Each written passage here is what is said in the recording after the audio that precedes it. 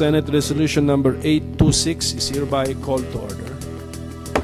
Ang Makati Car Park Building ay may allocation na mahigit 2.7 billion pesos. In your records, the total number of beneficiaries for the Senior Citizen Cake Program for certain years. Kaya mo silipin. May binabanggit po siya ron na bakit si Mercado hindi na isama sa demanda?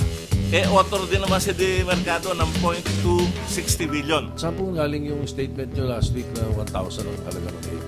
Alam nyo, Senator Soto, lahat kami sa Makati, Hindi ko po alam. Kaya, ang pinapaalam ko po sa inyo, alam nyo nga kami, naiigbulagaho lahat sa mga presyong lumalabas.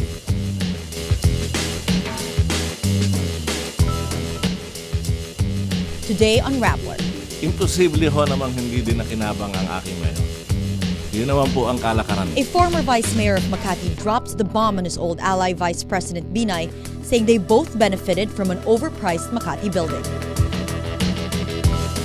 The House Committee on Justice declares all 3 impeachment complaints against President Aquino sufficient in form. And the teenager whose death sparked racial protests in the United States is laid to rest.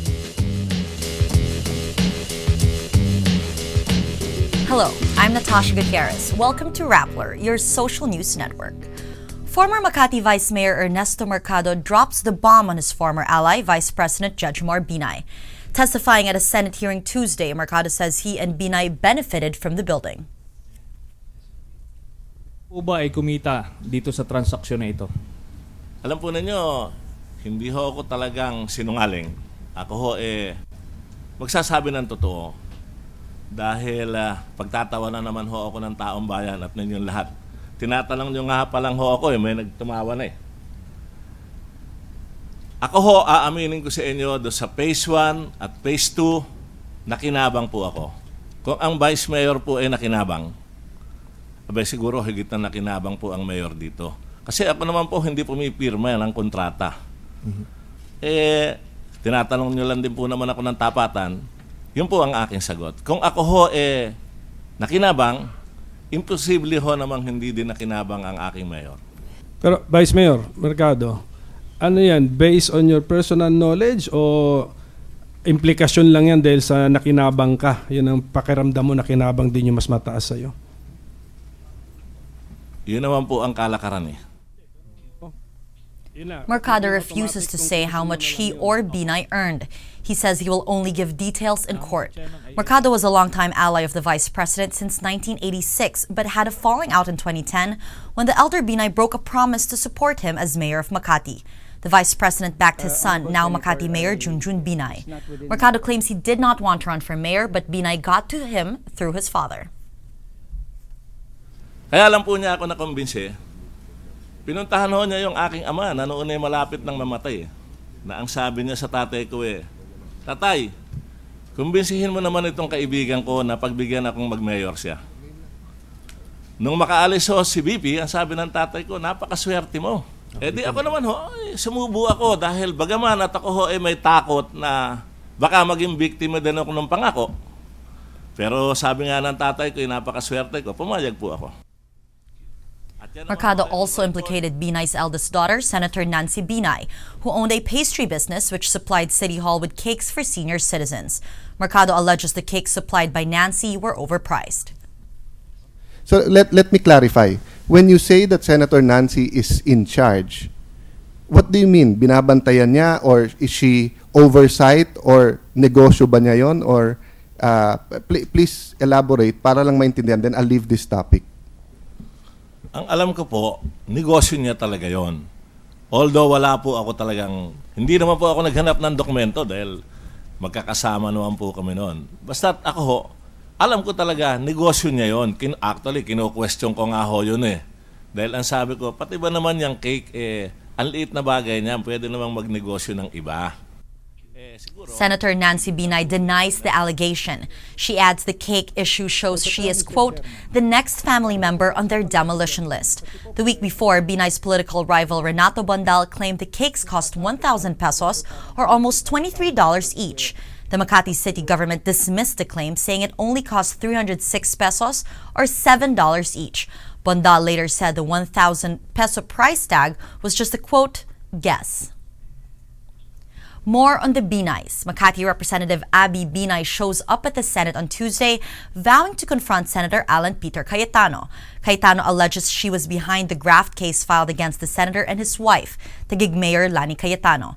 Senator Cayetano says the complainant, Rod Vera, was Binay's law school classmate. He also alleges that Binay's Thursday group, associates who visit her house every Thursday, are the ones behind the case. The congresswoman denies having a hand in the case. Ang tawag ko kay Mayor Lani's kapatid. Ganun ho kami kalapit. Kaya masakit ho yung ginagawa nila sa akin. Binay fails to confront Cayetano, who was not in the Senate.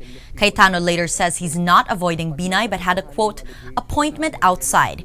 He says the Binays know how to get in touch with the Cayetanos in private and to, quote, let their father answer.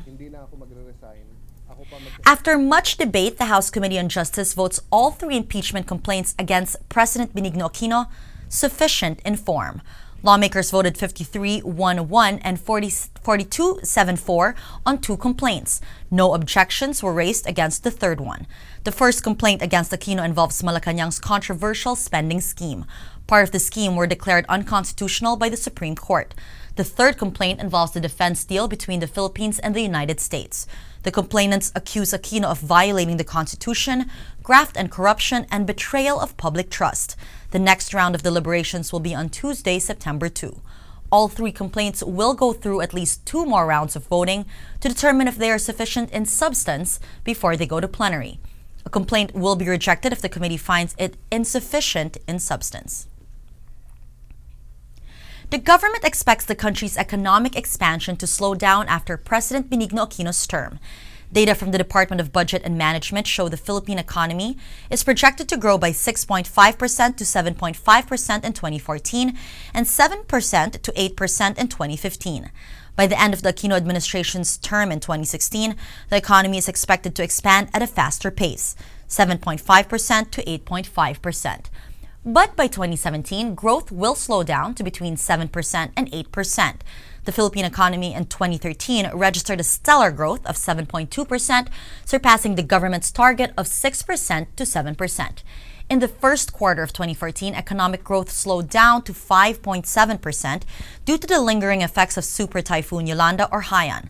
The Philippine Statistics Authority and the National Economic and Development Authority are scheduled to announce the country's second quarter performance Thursday.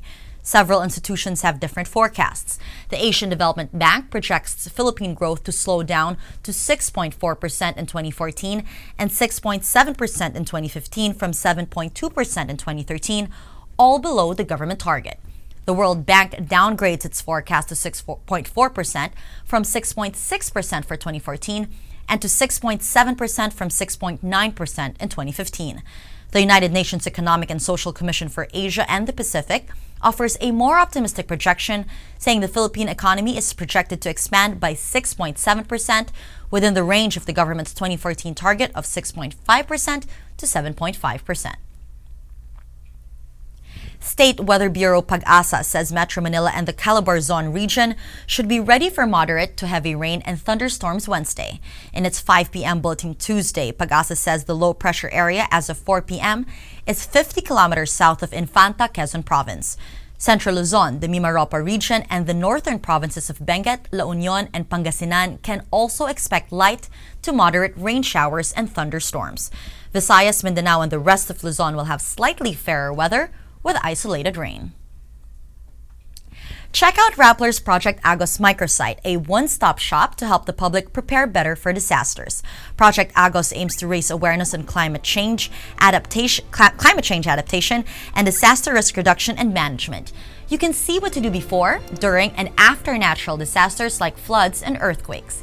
Visit www.rappler.com/Project Agos.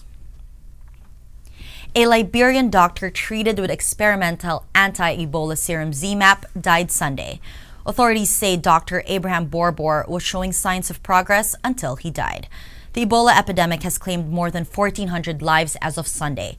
A Spanish priest infected with Ebola who also received ZMapp also died on August 12.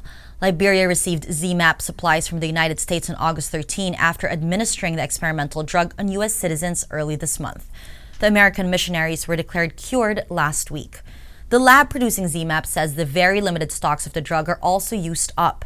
There is no available cure or vaccine for Ebola, but several drugs are being developed. The black teenager shot by a white officer in Missouri on August 9 is laid to rest Monday. The death of Michael Brown ignited protests and reopened old wounds in the United States. The eulogy portrayed him as a victim of abuse of police whose untimely death demands justice. Activists, religious leaders, senior officials, and politicians joined the Brown family and friends to offer condolences. Missouri Governor Jay Nixon, who was asked by the family to stay away, did not attend the service. The protests in Ferguson have subsided, but the debate over Brown's death continues. Accounts of Brown's death vary. Just days shy of starting college, Brown was walking down the street after leaving a convenience store. Police say Brown stole a box of cigarettes when he was shot at least 6 times by white policeman Darren Wilson. Police allege Brown was trying to grab Wilson's gun, but a witness says Brown was shot as he held his hands in the air in a clear sign of surrender. Protests following Brown's death erupted into riots and clashes with police. Let's now look at Rappler's Wrap for today, a list of the 10 most important events around the world you shouldn't miss. At number 4, TV series Breaking Bad leads the list of winners at the 2014 Emmys on Tuesday, Manila time. Breaking Bad brings home the Outstanding Drama Series Award and Outstanding Writing for a Drama Series.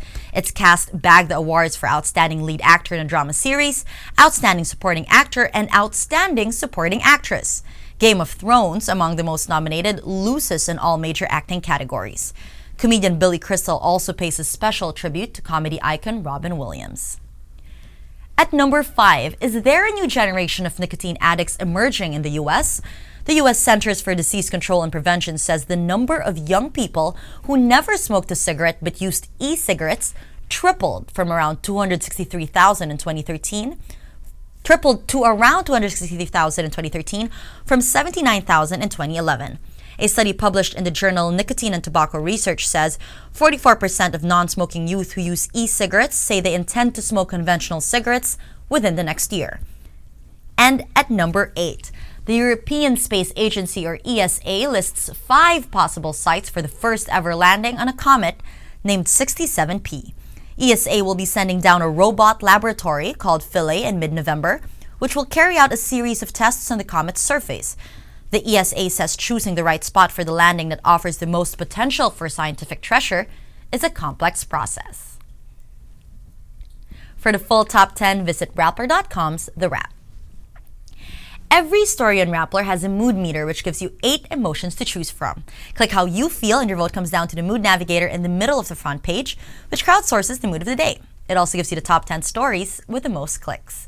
Let's check out today's mood navigator. Let's see this big red circle on the left. EX-BINAY aide, Vice President, and his daughter Nancy earned from building and cakes. This has 87% of readers feeling angry, while 7% say they're annoyed. Over here to the right, one of 4 purple circles, teary-eyed Abigail Binay, also a daughter of the Vice President, fails to confront Cayetano. This was a story earlier in our newscast. 72% of readers say they're annoyed, while 13% are angry. And right in the middle, the biggest circle of all, a big purple circle, an open letter to Malaya de la Cruz, who is a member of the Iglesia ni Cristo. This has 51% of readers feeling annoyed, 33% say they're happy, while 5% say they're inspired. All these stories contribute to the mood of the day. Today, most people are annoyed. That's Rappler's Newscast for today, Tuesday, August 26, 2014. Visit Rappler.com and watch our newscast Monday to Friday. Tell us how you feel in our mood meter and help us crowdsource the mood of the day. I'm Natasha Gutierrez. As we say at Rappler, tomorrow begins today. Senate Resolution number 826 is hereby called to order. Ang Makati Car Park Building ay may allocation na mahigit 2.7 billion pesos. In your records, the total number of beneficiaries for the Senior Citizen Cake Program for 13 years. Kaya mo silipin. May binabanggit po siya ron na bakit si Mercado hindi na isama sa demanda? Author din naman si Mercado ng 0.260 billion. Saan po galing yung statement nyo last week na 1,000 ang talaga? Alam nyo, Senator Soto, lahat kami sa Makati, Hindi ko po alam. Kaya, ang pinapalo ko po sa inyo, alam nyo nga kami